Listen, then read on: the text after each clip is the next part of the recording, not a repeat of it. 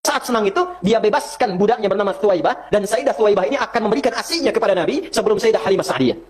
Jadi begitu dibebaskan, merdeka beliau, ketika merdeka kemudian memberikan asi kepada Nabi, itu dinilai oleh Allah meringankan keadaannya saat di alam kubur setiap hari Senin. Saya tanya pada Anda, Abu Lahab itu muslim atau kafir? Ingkar atau taat? Memusuhi Nabi atau tidak?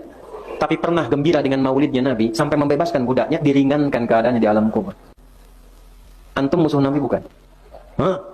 Umat Nabi bukan? Umat Nabi. Kita bukan musuh Nabi. Kita umat Nabi. Iman kepada Allah dengan mengikuti pada Rasulullah. Dengan kita gembira dengan lahirnya Rasulullah SAW. Bukan hanya ringannya, kita berharap syafaat Rasulullah SAW. Ya, ada lagi yang menyebutkan. Katanya ada dalam riwayat Al-Bukhari. Ya, dari Urwah. Nabi berkata tentang Thuwaibah.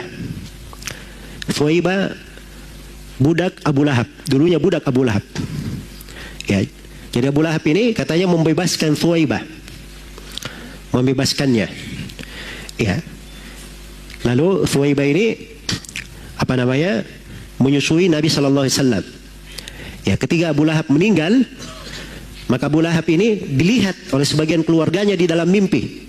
Di kondisi yang paling mengerikan, paling jeleknya. Maka dikatakan kepadanya, "Ada apa denganmu?" Maka Abu Lahab berkata, "Saya tidak ketemukan setelah kalian, maksudnya dari kebaikan semuanya adab, kecuali saya diberi minum pada ini." Ya, sesuatu sedikit sekali. Ya. Kenapa diberi sedikit walaupun tidak ada artinya, tapi diberi?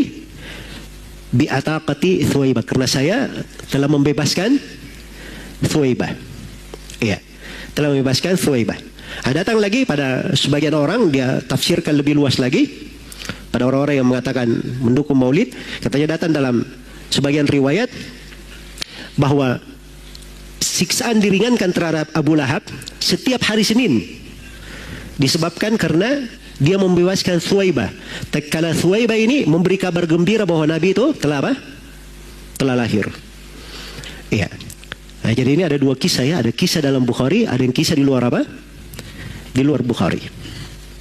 Baik, jawaban yang pertama itu dulu. Ya, ini andai kata Syah, harusnya ini kan ini luput dari Abu Bakar atau tidak? Yang seperti ini. Siapa yang paling dekat kepada Nabi? Hah? Abu Bakar As-Siddiq. Baik, Urwa Ibnu Zubair, tabi'in, tidak berjumpa Nabi. Ya, di riwayat yang lain disebutkan beliau mengambilnya dari Al-Abbas. Al-Abbas yang bermimpi melihat Abu Lahab. Al-Abbas sendiri pernah dinukil merayakan Maulid Nabi? Tidak ada. Jelas ya? Jadi tidak ada yang memahami seperti itu dari kalangan para sahabat. Nah, jawaban yang lainnya, ini riwayat terkait dengan kalau kisah bahwa Thuwaibah itu menyusui Nabi, itu haditsnya dalam riwayat Bukhari dan Muslim. Itu syah, tidak diragukan. Iya. Ada silang pendapat di kalangan ulama apakah Thuwaibah masuk Islam atau tidak. Karena itu disebutkan Thuwaibah radhiyallahu anha sebagai sahabat di Al-Isabah oleh Ibnu Hajar rahimahullahu taala. Baik, walaupun ada silang pendapat di dalam hal tersebut. Tapi dia menyusui Nabi, ya benar menyusui Nabi.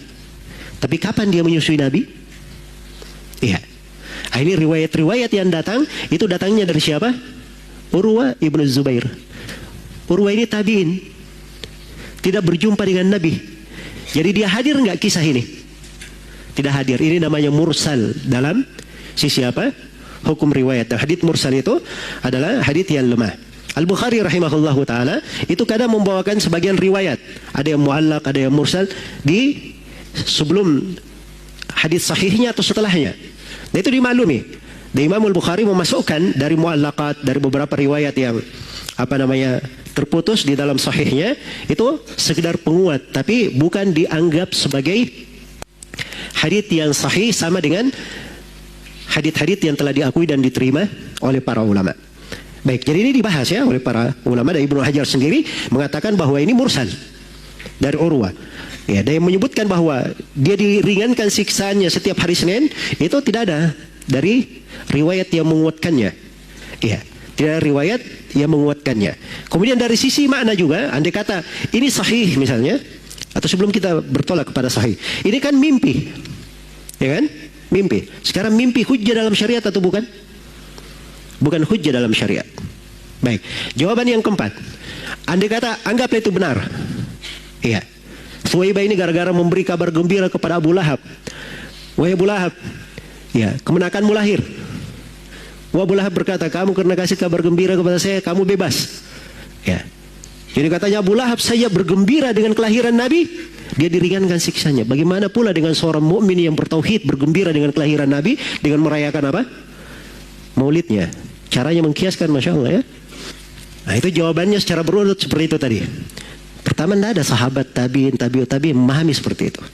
Dari mana dia bisa memahami sendiri? Kemudian yang kedua, riwayatnya mursal. Kemudian yang ketiga, ini mimpi. Mimpi itu bukan apa?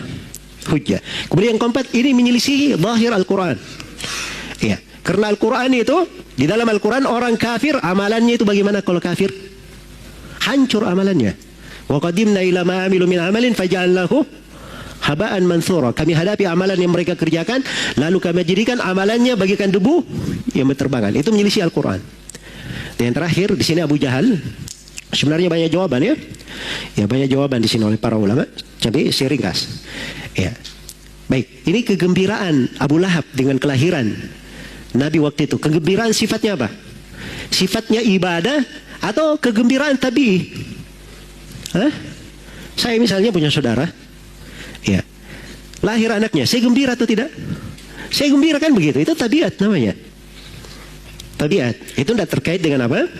Tidak terkait dengan ibadah. Baik.